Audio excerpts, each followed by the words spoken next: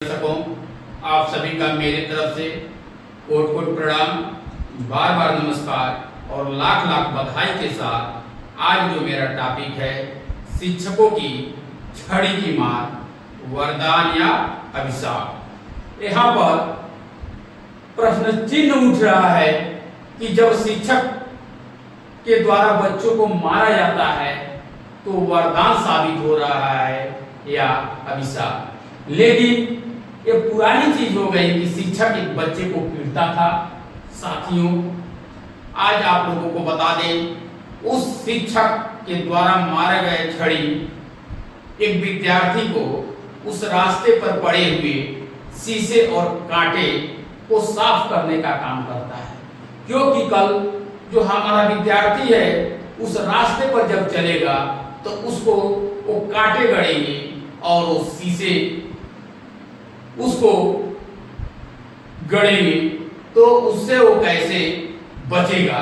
इसलिए उस रास्ते को वो साफ करता है ताकि उसका भविष्य, जो कल का उसका भविष्य है, वो सुनहरा हो। उसका आने वाले जो कल के दिनों में चुनौतियों का सामना कर सके, इसलिए शिक्षक उस छड़ी का प्रयोग करता है। किसी भी प्रकार का उसका भविष्य में कष्ट न हो, लेकिन अभिभावक हो या बच्चे हो, दोनों को बेइज्जती लगती है कि शिक्षक क्यों हमारे बच्चे को मार रहा है। यदि शिक्षक उस छड़ी की मार के द्वारा नहीं सुधार सकता है, अपने बातों से सुधारता है, बहुत मजबूरी में उस छड़ी का प्रयोग करना पड़ता है। शिक्षक की पहली ताकत उसका ज्ञान होता है, तो दूसरी ताकत उसकी छड़ी होती है। यदि हमारे पास ज्ञान है, हम ज्ञान कितना ही आपको दे दें, लेकिन यदि मैं छड़ी का प्रयोग न करें तो हमारा ज्ञान एक न एक दिन आपको के लिए निरर्थक साबित हो जाएगा। ये मेरा अपना अनुभव है। इसलिए डर नाम की चीजें जरूर आपके अंदर होनी चाहिए। यहाँ पर साथियों, पहले शिक्षक कितना ही मारते थे, न तो अभिभावक उसका विरोध करता था और न ही बच्चे उसका विरोध करते थे। यानी गुरु के मारे हुए छड़ी को एक प्रसाद समझते थे, लेकिन आज उसको लोग दंड समझते हैं। तो इसी के मद्देनजर हमारी सरकार यहाँ पर एक कानून बनाई जो शिक्षा का अधिकार अधिनियम 2009 में बना, जो 1 अप्रैल 2010 से लागू हो गया। और यह अनुच्छेद 86वां संविधान संशोधन 2002 के अनुच्छेद 21A के तहत इसको मौलिक अधिकार प्रदान किया गया। तो यहाँ पर 6 से 14 वर्ष के बच्चों को अनिवार्य शिक्षा की घोषणा करता है। लेकिन यहाँ जो 2009 अधिनियम हमारा बना, तो उसमें कुल धाराएं 38 और अध्याय 7 है। तो यहाँ पर लिखा भी हुआ है बोर्ड पर कि धाराएं 38 और अध्याय जो है 7 है। तो यहाँ पर उसी में 38 धाराओं में से एक धारा है जो 17 है, जो कहती है शारीरिक दंड, मानसिक उत्पीड़न और भेदभाव दंडनीय अपराध है। यानी हम बच्चों को किसी भी तरह का शारीरिक दंड नहीं दे सकते हैं, यानी मार नहीं सकते हैं, मानसिक प्रताड़ित नहीं कर सकते हैं, प्रश्नों को जटिल नहीं पूछ सकते हैं, और उसमें किसी भी जाति का ऊंच नीच का हम भाव नहीं रख सकते हैं। यानी ये दंडनीय अपराध है। यानी यहाँ पर बिल्कुल मारना नहीं है। अब ये सब धाराएं थी ही, फिर तब तक एक नियम और बन गया, किशोर न्याय अधिनियम 2015, जिसको जुवेनाइल जस्टिस एक्ट कहा जाता है। इसमें भी बहुत सारी धाराएं हैं, जिसमें एक धारा 75 है जो विद्यालय परिसर में बच्चे को सुरक्षा और संरक्षण प्रदान करता है। यानी पूरी जिम्मेदारी विद्यालय की होगी यदि बच्चे को कुछ होता है तो। और धारा 82 जो है, यहाँ जेल और जुर्माने का अधिकार है। यानी इसमें से कोई भी एक हो सकता है। उस धारा के अंतर्गत क्या चीज आएगी उस पर निर्भर है। फिर तब तक यहाँ पर एक राष्ट्रीय बाल अधिकार संरक्षण आयोग की स्थापना मार्च 2007 में होती है, जो बाल अधिकार संरक्षण आयोग अधिनियम 2005 के अंतर्गत एक संवैधानिक इसको दर्जा दिया गया है। तो इसमें भी बहुत सारे नियम बने, जिसका इंग्लिश में नाम होता है NCPCR, national commission for protection of child rights.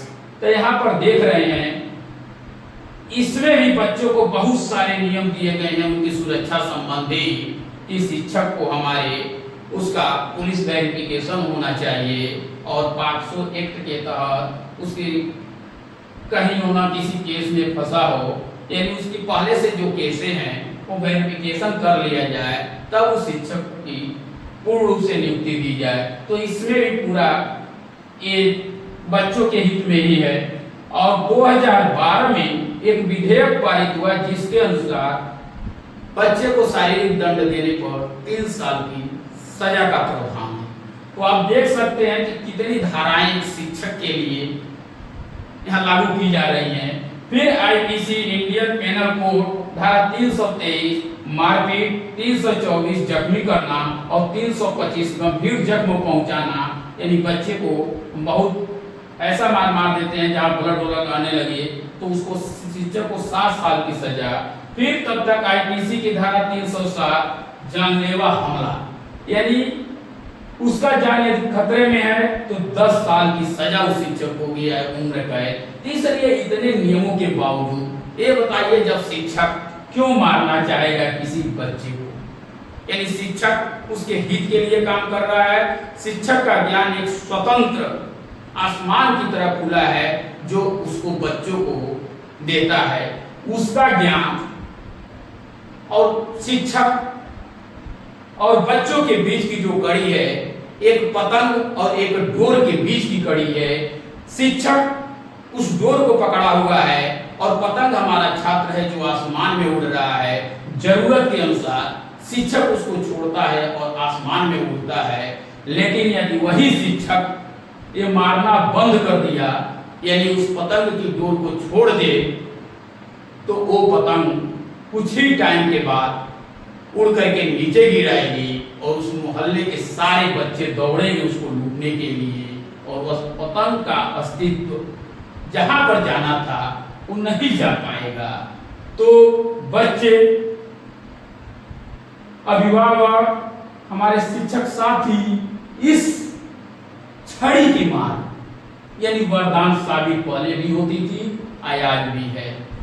तो आप देख सकते हैं कि जब से नियम बना तब से शिक्षकों के अंतर्गत बच्चों से लगाव कम हो गया।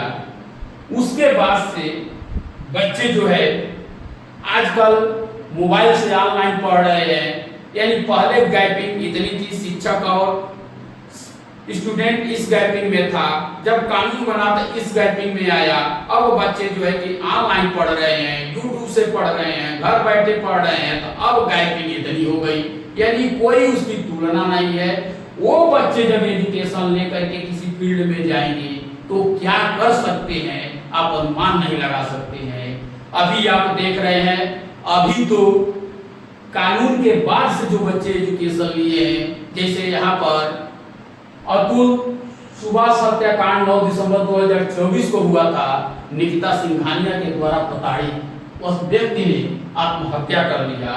मेरठ सुभाष हत्याकांड 3 मार्च 2025 को उस सौरभ राजपूत की उम्र मात्र 29 वर्ष की मुस्कान रस्तोगी ने की उम्र 28 साल थी, अपने बॉयफ्रेंड साहिल के साथ नीले ड्रम में भर करके उनको हत्या करने के बाद नीले ड्रम में भर करके सीमेंट जमा दिया था। तो आप सोच सकते हैं यही बच्चे वो हैं, यही ये लड़कियां हैं, ये कितने लोगों का घर उजाड़ रही है। ये मुस्कान रस्तोगी, ये इनको शामिल किया, इनका घर उजड़ा, इस बेचारे का घर उजड़ा, यानी एक लड़की की वजह से कितने बच्चों का जीवन बर्बाद हो रहा है। फिर हम आते हैं ट्राली बैग हत्याकांड 21 अप्रैल 2025 को देवरिया में होता है। नौशाद अहमद 38 वर्ष की उम्र थी। रजिया अपने आशिक भांजे रुमान के साथ मिलकर के हत्या करके उनके द्वारा दुबई से लाई हुई ट्रॉली बैग में ही कस करके 60 किलोमीटर की दूरी पर भेज देती है। यानी इस रुमान का भी घर गुजरा और इस बेचारे का भी घर गुजरा, क्योंकि कमाने वाला अपने घर का इकलौता व्यक्ति था। फिर मेरठ में सर्प हत्याकांड हो जाता है 18 अप्रैल को। अमित नाम का व्यक्ति रहता है, उसकी पत्नी रविता अपने बॉयफ्रेंड अमरजीत के द्वारा इसका गला दबाकर हत्या कर दी जाती है और एक सर्प यहाँ ला करके बैठा दिया जाता है कि सर्प ने डसा है। तो सोच सकते हैं कि ये मानवीय क्रूरता किस तरह से बढ़ती जा रही है इस समाज में। फिर चौथे नंबर पर राजा रघुवंशी हत्याकांड, जो 23 मई 2025 को मेघालय में उसकी मृत्यु हो जाती है, उसको मार दिया जाता है, जिसका मेन मुजरिम सोनम रघुवंशी है। कहा भी जाता है सोनम बेवफा है, सोनम ने साबित कर दिया अपने नाम को लेकर के। उसके प्रेमी राज कुशवाहा ने 3 किलर को पकड़ते हैं, विशाल, आनंद और आकाश। आप सोच सकते हैं कि इन तीनों का और एक राज कुशवाहा का एक लड़की की वजह से परिवार बिगड़ा, और जो मेन थे राजा रघुवंशी की मुस्कुराती हुई जिंदगी जीने वाले व्यक्ति का अंत हो जाता है। कितनी बेरहमी से उस बेचारे की हत्या होती है। आप समझ सकते हैं हमारे इस नए युग की शिक्षा में कितनी ताकत है। और आगे आने वाली जब ये मोबाइल और ऑनलाइन AI चैट GPT का प्रयोग करके जब हम पढ़ाई करेंगे, अपने कार्यों को करेंगे, तो वो शिक्षा कितनी खतरनाक होगी, आप इसका अनुमान नहीं लगा पाएंगे। प्रिय साथियों, जिंदगी आपकी है, फैसले आपके हैं। यदि आपको अच्छा लगा हो तो धन्यवाद। आप सभी का मेरी तरफ से जय हिंद, जय भारत।